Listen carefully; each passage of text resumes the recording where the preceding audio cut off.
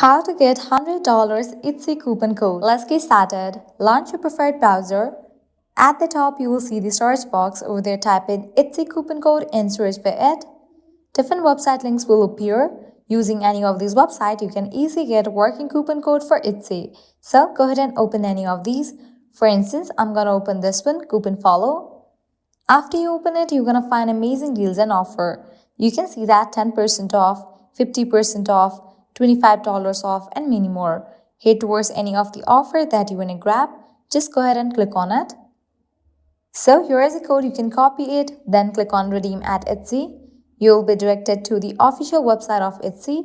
Now you can log into your account, make your purchase, and proceed to checkout. While in the checkout page, you will find the section of coupon codes. Over there, paste the code and confirm your order. With that, you will get the discount. Likewise, you can also try out all offers, as in this page, you're going to find tons of offers and deals. Just scroll and check. Also, make sure to check out these websites, as these websites will also provide you working coupon code for Etsy. Well, this way you can easily get up to $100 Etsy coupon code. At the end, if you guys find this video helpful, don't forget to like, share and subscribe to our channel. Thank you.